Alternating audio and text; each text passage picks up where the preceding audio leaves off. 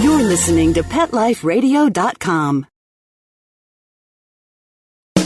Welcome to Animal Rights on Pet Life Radio.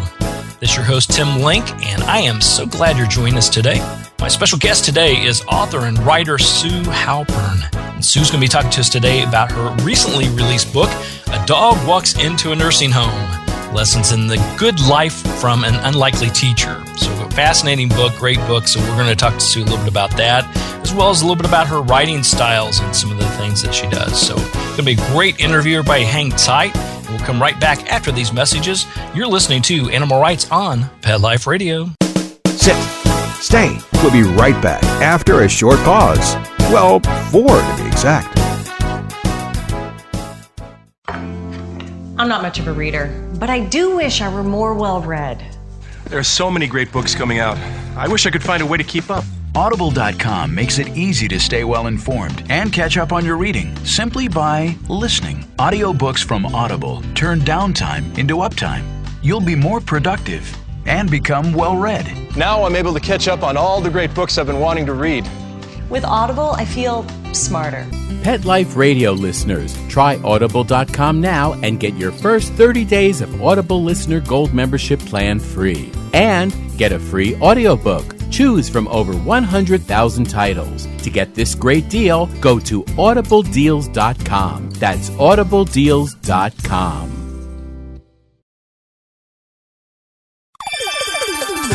Let's Talk Pets on PetLifeRadio.com. Welcome back. Welcome back to Animal Rights on Pet Life Radio. It's your host, Tim Link. And joining me now is author and writer Sue Halpern. Sue, welcome to the show. Thank you. Good to be here. Oh, it's great to have you. So tell us a little bit about the latest book, A Dog Walks into a Nursing Home. Well, it's about the experiences that I've had over the last couple of years with my dog, Pransky, who's a Labradoodle. And we are a certified therapy dog team, and we spend a fair amount of time hanging out at a local public nursing home, and that's what I wrote about. Now, the therapy program before Pransky came into your life, was this something you had planned? You went out and found the right dog to put in a therapy program, or did it just so happen to work out that way? I did not go out and plan it. This was one of these dogs who just emanated the kind of kindness that you'd want to see in a therapy dog, and she had all the great behavioral attributes of a therapy dog just innately. And so she just seemed like the kind of dog that you'd want to train to put in that situation. And I know with dealing with therapy dogs, there's a lot of different therapy dogs and a lot of programs they can enter, the nursing home programs, children reading programs, socialization for children. How did you go about determining that Pransky's skills and what your desire was is to go into nursing homes and share the love? Well, I had written a book prior to this book about memory loss, and so I'd spent a fair amount of time in hospitals and in memory clinics and memory care facilities, and I personally felt like that would be a good place to be, just for me. And I also thought my dog would thrive in that setting. As it turned out, the memory unit of this nursing home already had some animals visiting, and they needed a therapy team to go into the general population. So it was sort of by default that we ended up there, but I'm actually quite glad that we did. And in the process, we also ended up working with the memory care unit residents as well. So we kind of expanded our scope more than I had envisioned, but it turned out to be great. There you go. So how many days a week do you get a chance to go in there? Well, typically we're there once a week for the morning, and then we go in at special occasions, like there's an annual picnic in the summer, and there's twice a year there's wheelchair square dances, and there are pumpkin parties, and there are just all these things that happen there, and we'll show up just because those are fun things to do. But our regular time is Tuesday morning. And do you find the residents sitting and waiting patiently for Pransky to arrive, or is it always a new thrill for them? They are actually sometimes sitting right by the door, waiting for us, and with treats. And sometimes if we're late, we'll get there and someone will say, it's 10:15, where were you? So I would say on almost every day that we go there, there's at least one person waiting for us in the entryway. And then, of course, people are waiting for us all around the facility just because there's a calendar that comes out every day, and on Tuesdays we're at the top of it. So tell me a little bit about Pransky, the star of the book. How did she come into your life, and what does she think about all this? Well, I'd just like to say that she's very excited about all of this, except right now she's fast asleep on her bed. So, I can speak for her. It's tiring being a superstar. You know that, Sue. I know, it is. The Today Show was here all last week, and, it just exhausted her. She was quite good, by the way. She was a really, really good dog actor. I think she's going to give Uggy a run for his money. But she sort of came into our lives in a very strange way, and not a very happy way. We had another dog, a dog who had a death wish, kept on getting into the strangest trouble, such that I think she ended up at the dog emergency room about 4 times on the brink of death. And then she was actually run over in our own driveway. And this was very traumatic for our family. And I called the woman that we'd gotten her from and told her the situation. And she said, "Do you want a dog, like, today?" It's like, no, not really. I'm just getting over this one. And she said, "Well, I have a dog, and its owners the people who were supposed to take it couldn't take it because it turns out she's going to be a shedder, and these are people with allergies. And if you want the dog, come get her, tomorrow."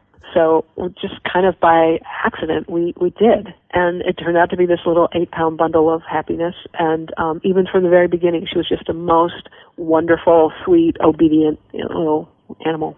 Yeah, I love how those things, there's no such thing as coincidences. So when you picked her up, did you have any idea of the journey you guys were about to take together? Absolutely not. I mean, really, I was not that happy. I mean, I was thrilled to have a puppy, but I was also still really sad about our other dog. And so I just didn't know what was going to happen. But it was really clear very, very early on that she was incredibly smart, just incredibly smart. I mean, she picked up words so fast, and she picked up commands really fast and gestures really fast. So even from, day one, it was very, very obvious that this was a really, really special dog. And as a writer, what trigger point, at what point did you say, I bet you this would make a great book? Well, we had been at the nursing home for at least a year, and the whole time I was there, I was thinking, there must be a story here. What's the story? And I just kept on wondering that and asking myself that until I kind of figured it out. But it took quite a while, and I wasn't sure I was ever really going to get there. And it didn't matter to me because I didn't go there to write a book. I went there to do this work with my dog and to have this experience. And, the book is sort of icing on the cake just because it wasn't the purpose of our participation. And, we're still going. Someone interviewed me and said, "So do you still go to the nursing home? Like, or maybe he said, do you still see those people?" And I was like, "Well, yes, I see them every week because why would we stop going there?" I mean, we went there. I didn't go there to write a book. I went there to have this experience with my dog. Yeah, absolutely.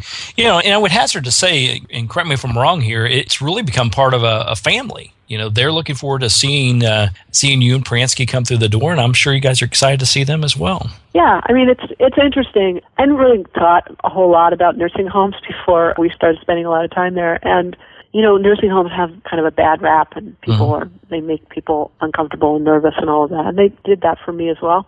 But, I've just come to see them as this is where people live at the end of their lives. I mean, it's a place that they live. It's not really much more than that. And as such, they welcome us into their home, and we become friends with them and they with us, and, they know stuff about us and we know things about them. I mean, it's really no different from knowing your neighbors. It's just, in this case, some of your neighbors are very old and somewhat infirm. Yeah, absolutely. Well, my parents, they spent the latter part of their years in a nursing care facility after my mom had a major stroke and my dad always had heart problems. And I always said it was a great place. I loved the energy of the people. They always look forward to activities. And to me, I think it actually extended their life by a number of years just by being active and being part of that positive energy. Yeah, I mean, that's what's sort of interesting for me being there as well is there is a lot going on. I mean, not super, super, super energetic, but there's a ton of stuff going on, and enough that everyone, I think, has things to think about and do. And I think, adding a dog into that mix just spices it up that much more, and it gives people something to look forward to. It orients them in time. It gives them this opportunity to touch and be touched. And I do think that for a lot of people, it is the absolute best situation that they can land in. Yeah, absolutely. I know my father. He was very quiet guy. Wasn't really active in the community until he got to the nursing home. And for him, if it was bingo hour or the local puppy or zoo animal was coming for a visit, you weren't invited. You had to wait because they always got first. That always got first dibs, and then the kids could come in for a visit. That's good. So with Pransky, I know it's hard to say, and you guys still are on this journey together and doing some great work. But what would you say the biggest impact or most important lesson Pransky has taught you so far? The most important thing that she shows me pretty much every single time we're there is that to accept people for who they are and not for what they are. So when we look at old people and people in nursing homes or hospitals or places like that, we tend to see, all the things that they have wrong with them, whether it's that, they're paralyzed because they've had a stroke or similarly they, have trouble talking because they have a stroke or they have had, an amputation because they have diabetes or whatever it is, anything that's wrong, the very thing that's landed them into this situation, that's what we tend to see. And the dog could care less about any of that. She just sees them as people. She sees them as potential friends. She also sees them as potential people to give her treats. So, but she just shows that the best thing to do is just to accept people as they are and not sort of think about all the things that they're not. And that's how life should be, shouldn't it? It is. Absolutely. We'll continue our conversation after a brief break. You're listening to Animal Rights on Pet Life Radio. Sit. Stay. We'll be right back after a short pause. Well, 4 to be exact. Dog Shelter Blues, the new novel by Mark Conkling. This hard-hitting story lights up the world of animal rescue with engaging characters and their pets, struggling with their own internal demons as they attempt to rescue innocent creatures that sometimes bring a mysterious transforming power to broken lives. Read the first chapter of Dog Shelter Blues free at dogshelterblues.com. Then come along a breathtaking journey that ends with an astonishing triumph of good over evil. Order your copy of Dog Shelter Blues today. Available at Amazon.com and BarnesandNoble.com. Hi, this is Tim Link, animal communicator and pet expert and host of Animal Rights on Pet Life Radio. Have you ever wanted to know what your pet is really thinking? Do you want to find out if they truly understand what you're trying to tell them? Ever wish you could build a better understanding and closer relationship with your pet? Well, now you can. Learning to Communicate with Animals is a 4-part on-demand workshop. In the workshop, you'll learn the essential techniques that are necessary to communicate with animals, including what is animal communication, breathing correctly to achieve the perfect state to communicate with your animals at a deeper level, using guided meditation exercises and method to communicate with animals, and how to send and receive information from your animals. So if you're wanting to learn how to communicate and connect with your animals at a deeper level, visit PetLifeRadio.com/workshop and purchase and download Learning to Communicate with Animals. You'll be glad you did. Hi, this is Marcy Davis and my service dog Whistle, and we're your hosts of Working Like Dogs on Pet Life Radio. Working Like Dogs is the show where you can learn everything you ever wanted to know about working animals or working dogs. Whether you're a member of a working dog team or you've just seen a working dog or animal out at the mall or the grocery store and you're curious about how these amazing animals work with their human partners, then Working Like Dogs is the show for you. Join us for the inside scoop at Working Like Dogs on PetLifeRadio.com. Let's talk pets. Let's talk pets On Pet Life Radio. Pet Life Radio. PetLifeRadio.com. Welcome back to Animal Rights on Pet Life Radio. We're talking to author and writer Sue Halpern about her latest book, A Dog Walks Into a Nursing Home. Now, Sue, how did you determine, you've got all these great stories, I'm sure there's wonderful things to share, but how do you determine as an author and writer which stories to include in a book and what would make it the most cohesive read? Well, that's a really good question, particularly for this sort of book. I didn't want to write a book that was just a collection of anecdotes because I wasn't sure they would be ultimately that interesting or even that instructive. And so one of the things that occurred to me as I was thinking about how I was going to write this book, or if I was going to write a book about this experience, was I just kept on asking myself, what am I learning here? And eventually all of these ideas and stories sort of collected themselves in a particular way, and I realized that you can't be in a situation like a nursing home where people are dying and people are sick and people are at the end of their life. You can't be in that situation and not ask yourself sort of the big questions, the meaning of life questions. Right. Even though, they don't present themselves as the meaning of life questions or anything like that. But it just seemed to me that at a certain point, a lot of the things I was seeing and the anecdotes I was collecting and the conversations I was having were all sort of falling in this rubric of the 7 virtues, love, hope, charity, faith, restraint, fortitude, prudence, and so for me, that became the kind of organizing principle of the book, and that made it much easier to figure out sort of which stories were relevant and which stories were not. And I loved how you put that together. I mean, because you're right. I mean, when you're writing a book like this, you hope it touches someone, hope it provides, fun, laughter, heartfelt, whatever it may be. But a lot of the stories are personal stories that you may think are heartfelt and someone else may think, not so much. Exactly. I mean, the good news is when you have a dog as your protagonist, pretty much everyone's going to be interested in what's happening just because people are, oddly enough, more interested in their animals than they are in their people. Yes. And so, I mean, I had that going for me from day one, which is great, and my dog's really, really cute, so that of course helps. But yeah, I mean, you have to say, who will care about this anecdote? What is the story, this particular story, this thing that happened to us on a particular day? What does that mean to anyone else other than us? So those were questions that were going through my mind.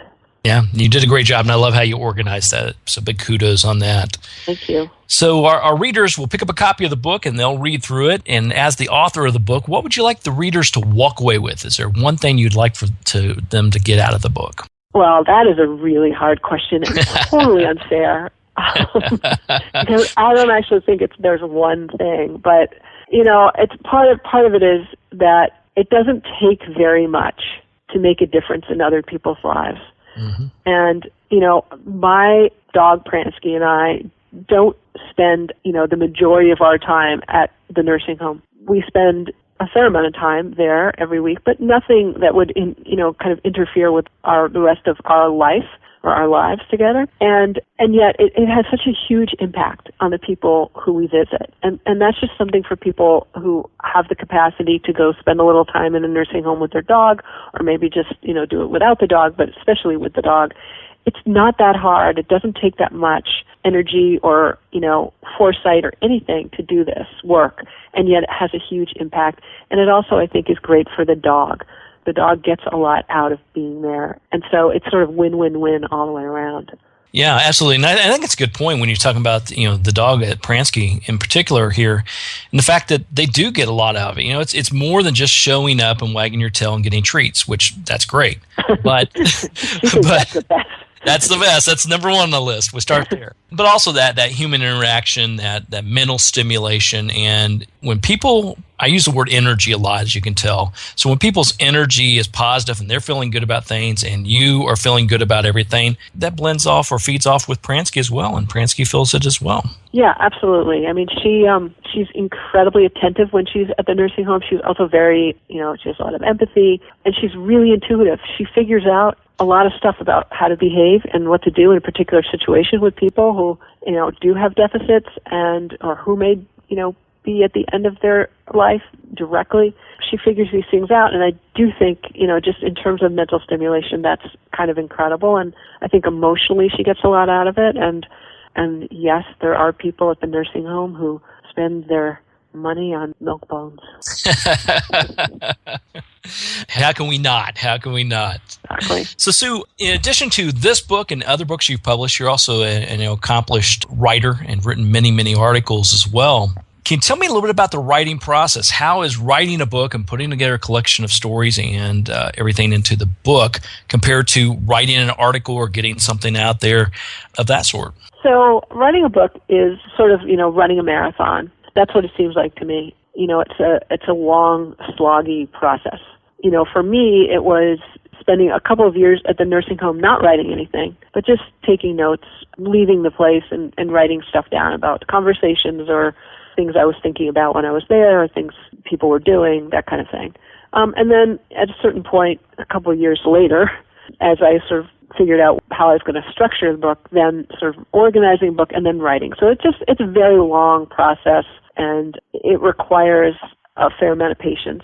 Whereas writing an article typically, is a fairly short-term proposition. I mean, I've written for the New Yorker, that takes a long time, but typically, maybe a couple of weeks or a month on a story in which you kind of parachute yourself in. You do a lot of reporting, you talk to all the relevant people, you do all the reading, you figure out kind of what the stuff of the story is going to be. You do all of that, you get back home or to your desks, wherever your desk is, you look at the material, and you just sit down and you knock it out. With a book, there's no knocking it out. There's just the kind of daily sitting there and doing the work until it gets done. And that can be exciting, and it can also be excruciating.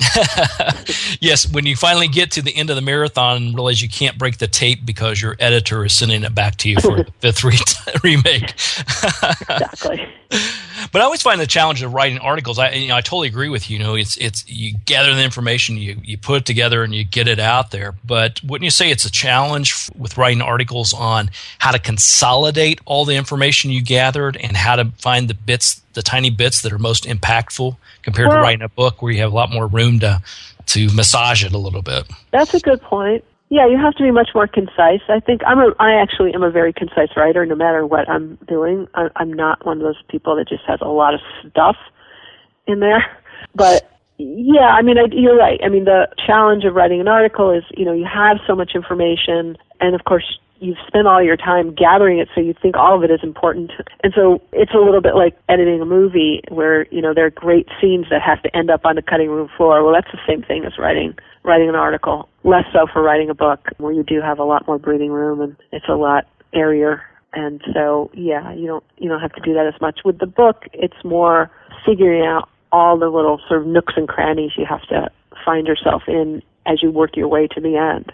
With an article, it's, you know where you need to end, so you just have to get there. That's right. So both present their fair share of challenges, but both are very equally rewarding. Yeah, absolutely. The nice thing about an article is you write it and it's done, and then you see it in print, relatively quickly, whereas a book, you might be writing it for a couple of years, then it takes another year for it to get published, and it's just, sometimes you wonder, is this really happening?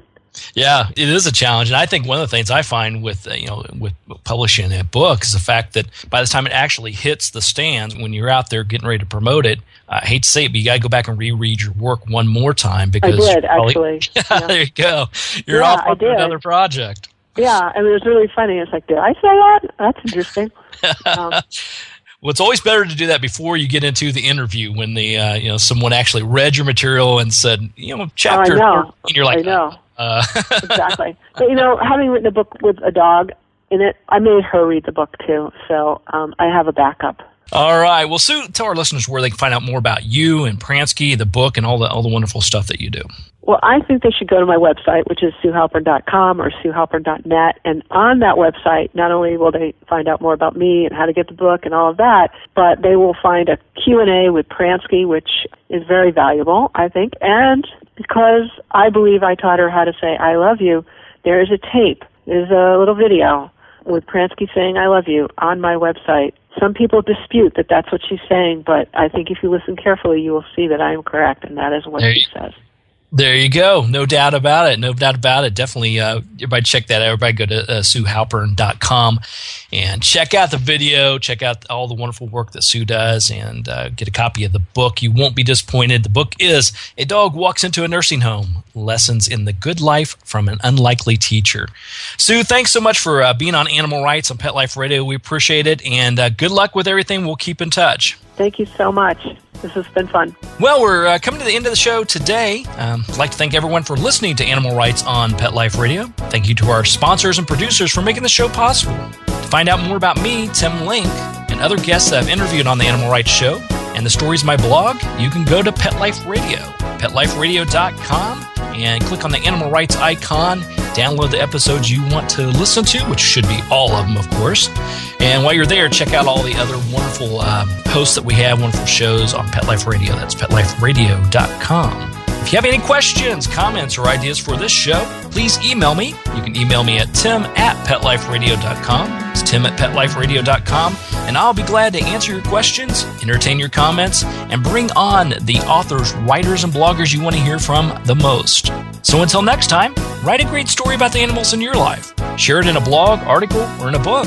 And who knows, you may be the next guest on Animal Rights on Pet Life Radio. Have a great day. Let's Talk Pets, every week on demand, only on PetLifeRadio.com.